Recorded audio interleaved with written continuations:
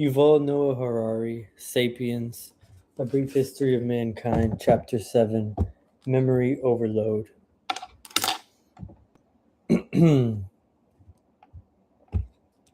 Evolution did not endow humans with the ability to play pickup basketball. True, it produced legs for running, hands for dribbling, and shoulders for fouling, but all this enables us to do is shoot hoops by ourselves. To get into a game with strangers we must find in the schoolyard on any given afternoon, we not only have to work in concert with four teammates we may never have met before, we also need to know that the five players on the opposing team are playing by the same rules. Other animals that engage strangers in ritualized aggression do so largely by instinct. Puppies throughout the world have the rules for rough and tumble play hardwired into their genes, but American teenagers have no genes for pickup basketball. They can nevertheless play the game with complete strangers because they have all learned an identical set of ideas about basketball. These ideas are entirely imaginary, but if everyone shares them, we can all play the game. The same applies on a larger scale to kingdoms, churches, trade networks, and one important difference: the rules of basketball are relatively simple and concise, much like those necessary for cooperation in a forager band or a small village. Each player can easily store them in his brain and still have room for songs, images, and shopping lists. But large systems of cooperation that involve tens and thousands or even millions of humans require the handling and storage of huge amounts of information, much more than any single human brain can contain and process. The large societies found in some other species, such as ants and bees, are stable and resilient because most of the information needed to sustain them is encoded in the genome. To sustain them is encoded in the genome. A female honeybee larva can, for example, grow to be up to either a queen or a worker, depending on what food it is fed. A female honeybee larva can, for example, grow up to be either a queen or a worker, depending on what food it is fed. How thought provoking. Its DNA programs the necessary behaviors for whatever role it will fulfill in life. Hives can be very complex social structures containing many different kinds of workers, such as harvesters, nurses, cleaners. But so far, researchers have failed to locate lawyer bees. Bees don't need lawyers because there is no danger that they might forget or violate the hive constitution. The queen does not cheat the cleaner bees of their food, and they never go on strike demanding higher wages. But humans do such things all the time. Because the sapient social order is imagined, humans cannot preserve the critical information for running it simply by making copies of their DNA and passing these on to their progeny. A conscious effort has to be made to sustain laws, customs, procedures, and manners. Otherwise, the social order would quickly collapse. For example, King Hammurabi decreed that people are divided into superiors, commoners, and slaves. Unlike the beehive class system, this is not a natural division. There is no trace of it in the human genome. If the Babylonians could not keep this truth in mind, their society would have ceased to function. Similarly, when Hammurabi passed his DNA to his offspring, it did not encode his ruling that a superior man who killed a commoner woman must pay 30 silver shekels. Hammurabi, Hammurabi deliberately had to instruct his sons in the laws of his empire, and his sons and grandsons had to do the same.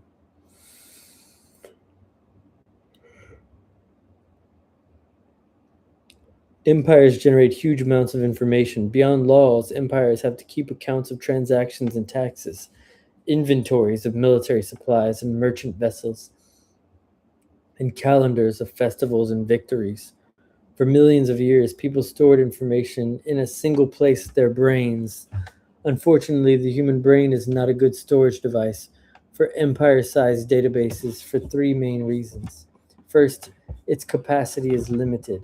True, some people have astonishing memories, and in ancient times there were memory professionals who could store in their heads the topographies of the whole provinces and the law codes of entire states.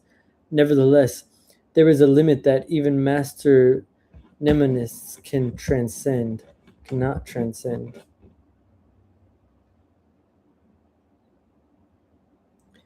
A lawyer might know by heart the entire law code of Commonwealth of Massachusetts,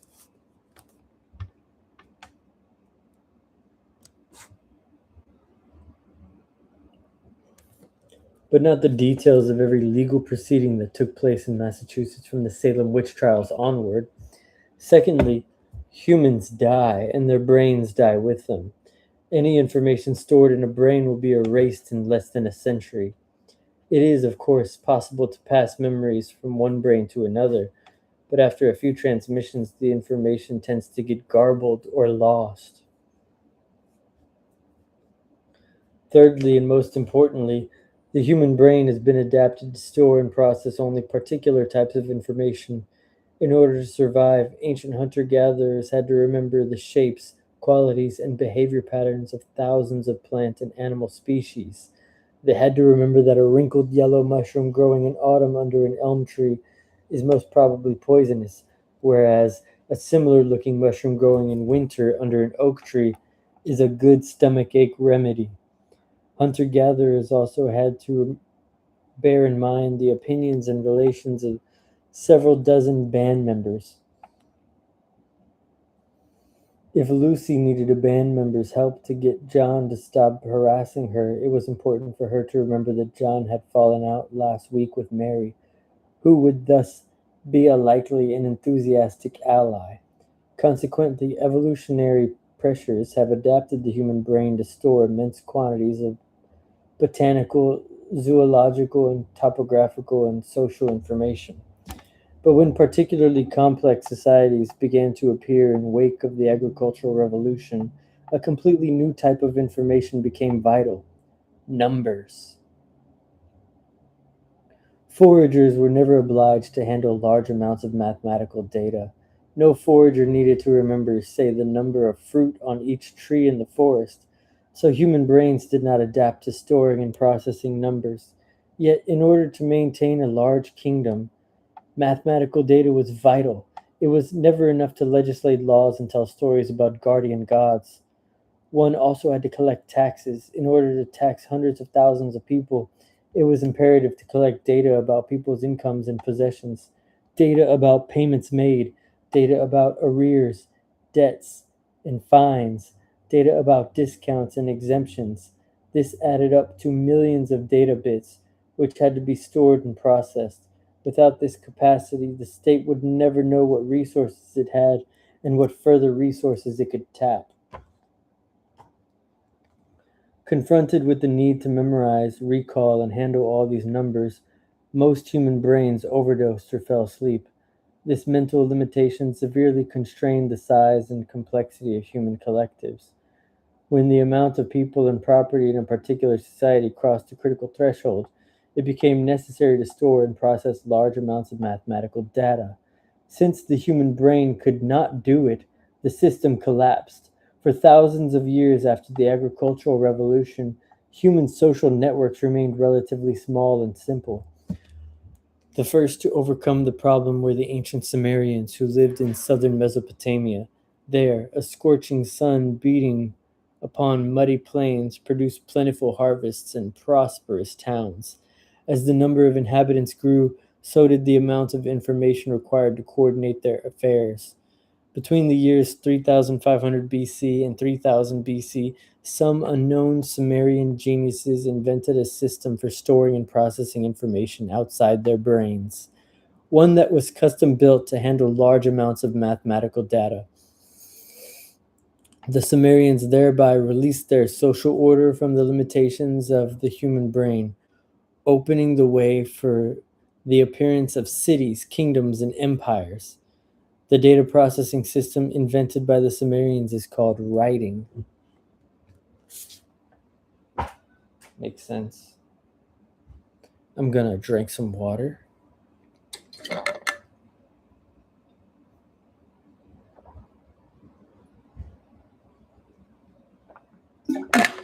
And I'm going to check my phone as we're 10 minutes in.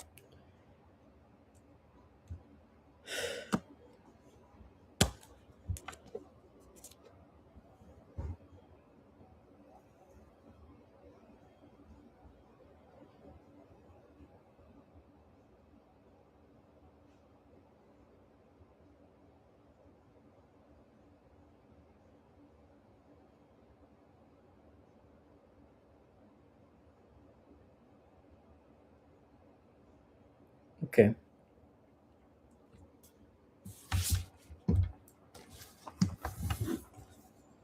Signed Kashim. Writing is a method for storing information through material signs.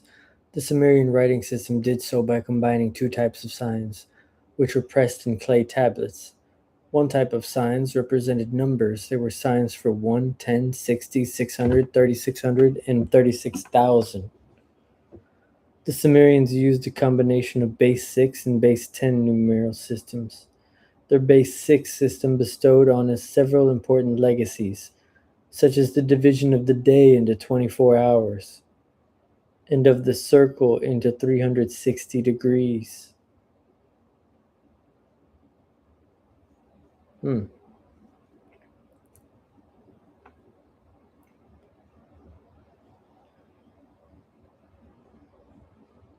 The other types of signs represented people, animals, merchandise, territories, dates, and so forth.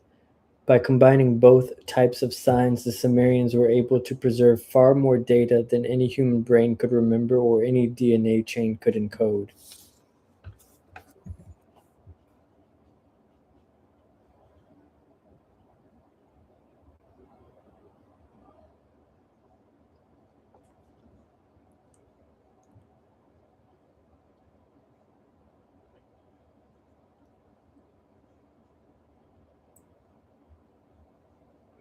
I'm looking at illustrations. Okay. At this early stage, writing was limited to facts and figures. The great Sumerian novel, if there ever was one, was never committed to clay tablets. Writing was time consuming, and the reading public tiny, so no one saw any reason to use it for anything other than essential record keeping. If we look for the first words of wisdom reaching us from our ancestors 5,000 years ago, we're in for a big disappointment. The earliest messages our ancestors have left us read, for example, 29,086 measures of barley, 37 months Cushing. The most probable reading of this sentence is a total of 29,886 measures of barley were received over the course of 37 months. Signed, Kushim.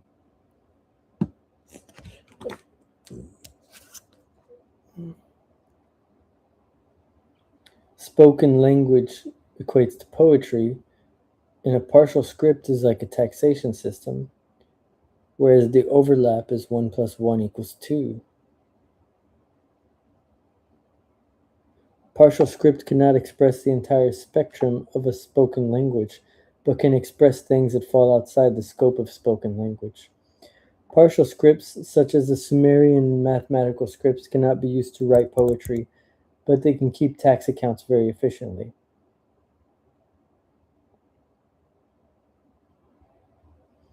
Alas, the first texts of history contain no philosophical insights, no poetry, legends, laws, or even royal triumphs. They are humdrum economic documents recording the payment of taxes, the accumulation of debts, and the ownership of property. Only one other type of text survived from these ancient days, and it is even less exciting. Lists of words copied over and over again by apprentice scribes as training exercises. Even had a bored student wanted to write out some of his poems instead of copy a bill of sale, he could not have done so. The earliest Sumerian writing was a partial rather than a full script. Full script is a system of material signs that can represent spoken language more or less completely. It can therefore express everything people can say, including poetry. Partial script, on the other hand, is a system of material signs that can represent only particular types of information. Belonging to a limited field of activity, Latin script, ancient Egyptian hieroglyphics, and Braille are full scripts. You can use them to write tax registers, love poems, history books, food recipes, and business law. In contrast, the earliest Sumerian script, like modern mathematical symbols,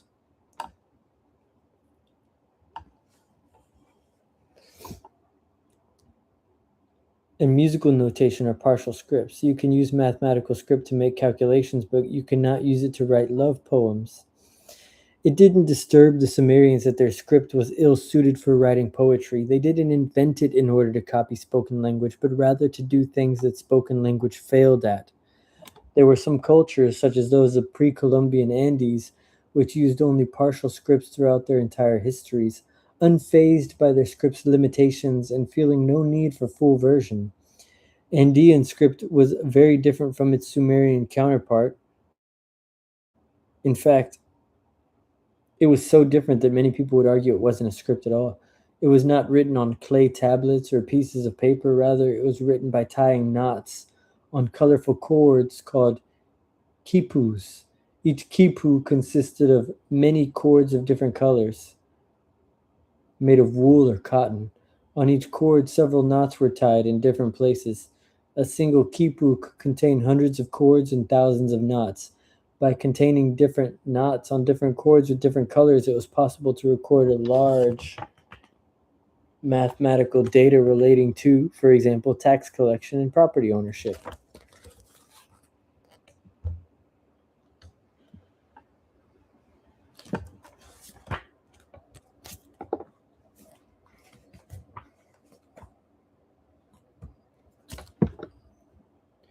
For hundreds, perhaps thousands of years, quipus were essentially to the business of cities, kingdoms, and empires. They reached their full potential under the Inca Empire, which ruled 10 to 12 million people and covered today's Peru, Ecuador, and Bolivia, as well as chunks of Chile, Argentina, and Colombia. Thanks to quipus, the Incas could save and process large amounts of data, without which they would not have been able to maintain the complex administrative machinery that an empire of this size requires.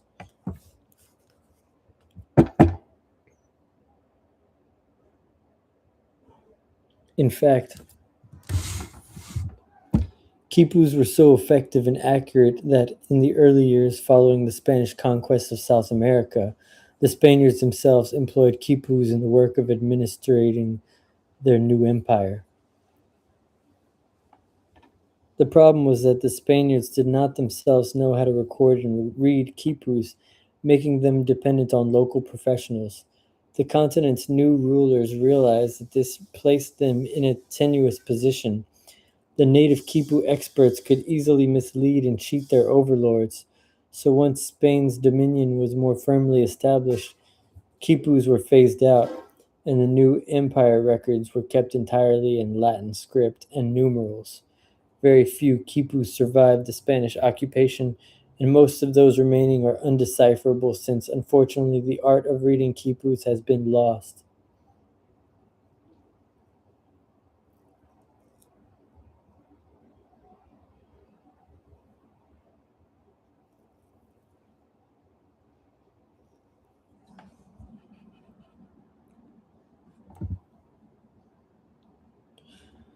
The wonders of bureaucracy. The Mesopotamians eventually started to want to write things down other than monotonous mathematical data. Between 3000 BC and 2500 BC, more and more signs were added to the Sumerian system, gradually transforming it into a full script that we today call cuneiform. By 2500 BC, kings were using cuneiform to issue decrees. Priests were using it to record oracles, and less exalted citizens were using it to write personal letters. At roughly the same time, Egyptians developed another full script known as hieroglyphics. Other full scripts were developed in China around 1200 BC and in Central America around 1000 to 500 BC.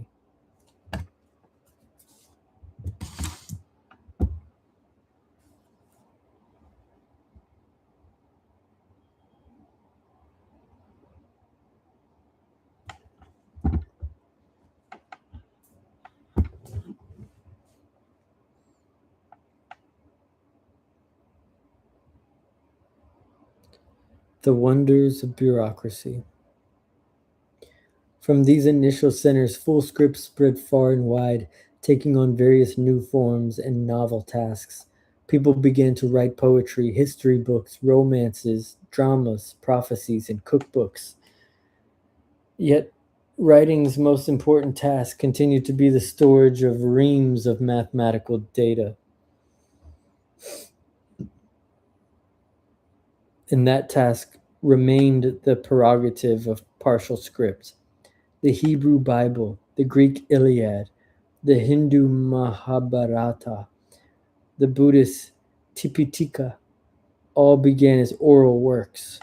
For many generations, they were transmitted orally and would have lived on even if writing had never been invented, but tax registries and complex bureaucracies were born together with partial script, and the two remain inexorably linked to this day like Siamese twins. Think of the cryptic entries in computerized databases and spreadsheets.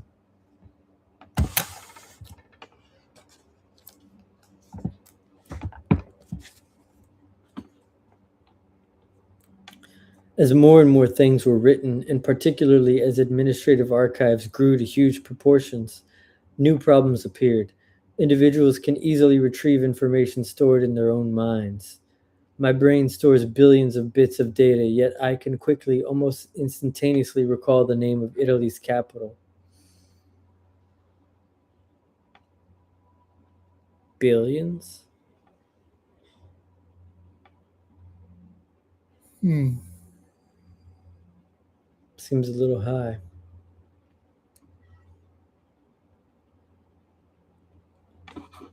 Immediately after, recollect what I did on September 11, 2001, and reconstruct the route leading from my house to the Hebrew University in Jerusalem. Exactly how the brain does it remains a mystery, but we all know that the brain's retrieval system is amazingly efficient, except when you are trying to remember where you put your car keys. How, though, do you find and retrieve information stored on Kipu cords or clay tablets? If you have just 10 tables or 100 tablets, it's not a problem. But what if you have accumulated thousands of them, as did one of Hammurabi's contemporaries, King Zimrilim of Mari?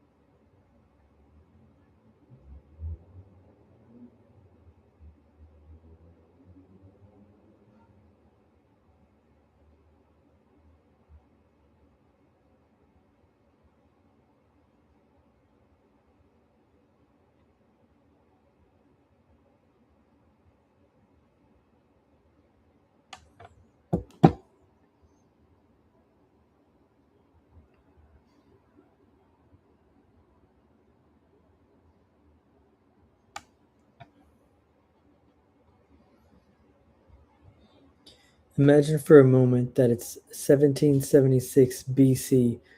Two Marians are quarreling over possession of a wheat field. Jacob insists that he bought the field from Esau 30 years ago. Esau retorts that he, in fact, rented the field to Jacob for a term of 30 years. They shout and wrangle and start pushing each other before they realize that they can resolve their dispute by going to the royal archive, where are housed the deeds and bills of sale that apply to all the kingdom's real estate. Upon arriving at the archive, they are shuffled from one official to the other. They wait through several herbal tea breaks, are told to come back tomorrow, and eventually are taken by a grumbling clerk to look for the relevant clay tablet. The clerk opens a door and leads them into a huge room lined floor to ceiling with thousands of clay tablets. No wonder the clerk is sour faced. How is he supposed to locate the deed to the disputed wheat field written 30 years ago? Even if he finds it, how will he be able to cross check to ensure that one from 30 years ago is the latest document related to the field in question? If he can't find it, does that prove that Esau never sold or rented out the field? Or just that the document got lost? Or turned to mush when some rain leaked into the archive? Clearly, just imprinting a document in clay is not enough to guarantee efficient, accurate, and convenient data processing.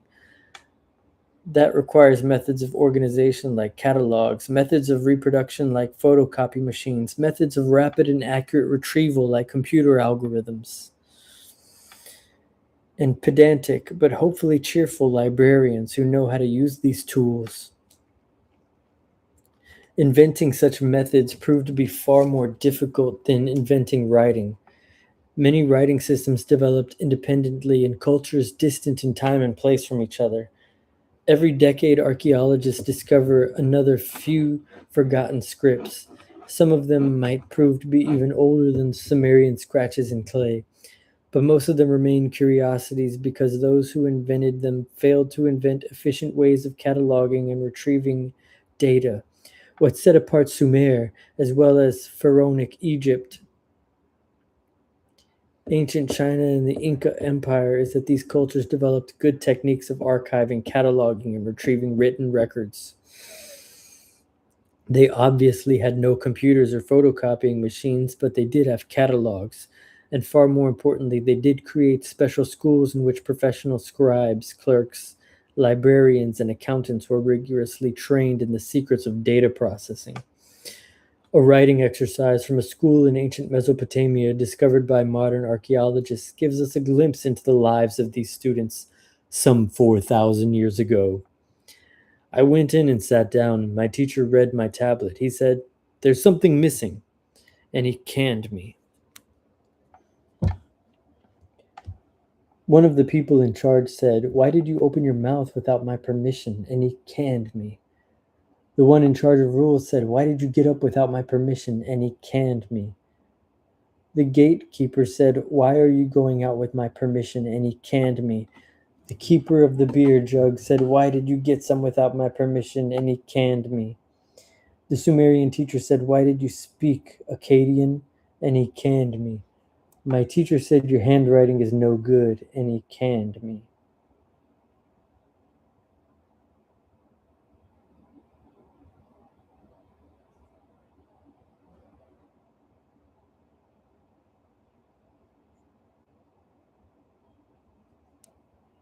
That's from a school student 4,000 years ago. Ancient scribes learned not merely to read and write, but also to use catalogs, dictionaries, calendars, forms, and tables. They studied and internalized techniques of cataloging, retrieving, and processing information very different from those used by the brain. In the brain, all data is freely associated. When I go with my spouse to sign on a mortgage for our new home, I am reminded of the first place we lived together, which reminds me of our honeymoon in New Orleans, which reminds me of alligators, which reminds me of dragons, which reminds me of the ring of Nibelungen. Suddenly, before I know it, there I am humming the Siegfried leitmotif to a puzzled bank clerk. In bureaucracy, things must be kept apart. There is one drawer for home mortgages, another for marriage certificates, a third for tax registers, and a fourth for lawsuits. Otherwise, how can you find anything? Things that belong in more than one drawer, like Wagnerian music dramas. Do I file them under music, theater, or perhaps invent a new category altogether? Or a terrible headache? So one is forever adding, deleting, and rearranging drawers. In order to function, the people who operate such a system of drawers must be reprogrammed to stop thinking as humans and start thinking as clerks and accountants. As everyone from ancient times till today knows, clerks and accountants think in a non human fashion. They think like filing cabinets. This is not their fault. If they don't think that way, the drawers will all get mixed up and they won't be able to provide the services their government, company, or organization requires. The most important impact of script on human history is precisely this.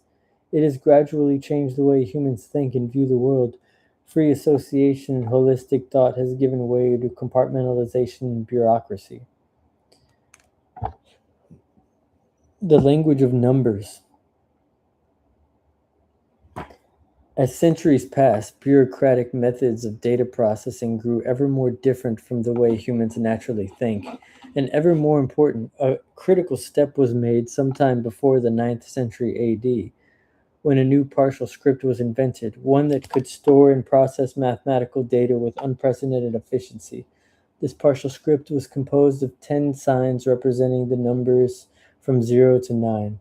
Confusingly, these signs are known as Arabic numerals, even though they were first invented by the Hindus. Even more confusingly, modern Arabs use a set of digits that look quite different from Western ones. But the Arabs get the credit because when they invaded India, they encountered the system.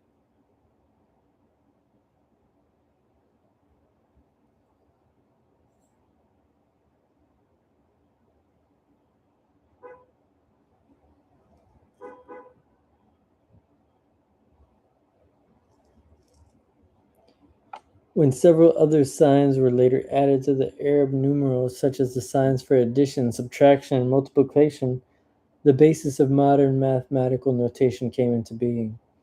Although this system of writing remains a partial script, it has become the world's dominant language. Almost all states, companies, organizations, and institutions, whether they speak Arabic, Hindi, English, or Norwegian, use mathematical script to record and process data. Every piece of information that can be translated into mathematical script is stored, spread, and processed with mind boggling speed and efficiency.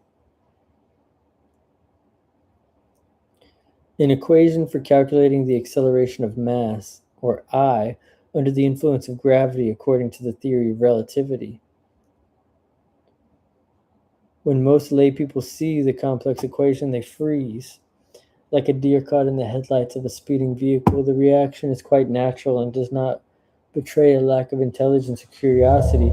With rare exceptions, human brains are simply incapable of thinking through concepts like relativity and quantum mechanics. Physicists nevertheless manage to do so because they set aside the traditional human way of thinking and learn to think anew with the help of external data processing systems.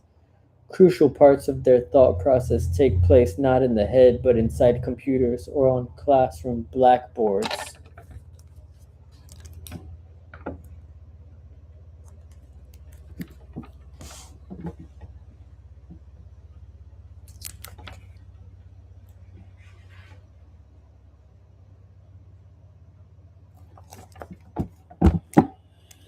A person who wishes to influence the decisions of governments, organizations, and companies must therefore learn to speak in numbers. Experts do their best to translate even ideas such as poverty, happiness, and honesty into numbers. The poverty line, subjective well being levels, credit rating, entire fields of knowledge such as physics and engineering have already lost almost all touch with the spoken human language and are maintained solely by mathematical script. More recently, mathematical script has given rise to an even more revolutionary writing system, a computerized binary script consisting of only two signs, 0 and 1. The words I am now typing on my keyboard are written within my computer by different combinations of 0 and 1. Writing was born as the maidservant of human consciousness, but is increasingly becoming its master.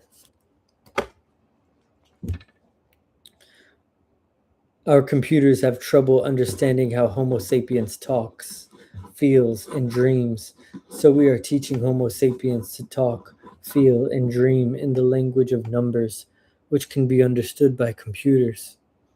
Eventually, computers might outperform humans in the very field that made Homo sapiens the ruler of that world, intelligence and communication.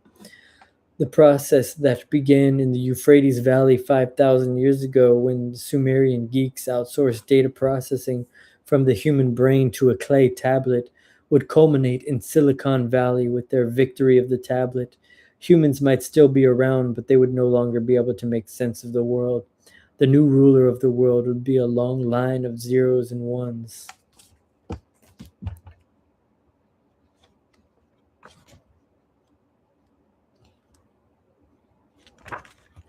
That ends the chapter. This book was published in 2018, so not that long ago.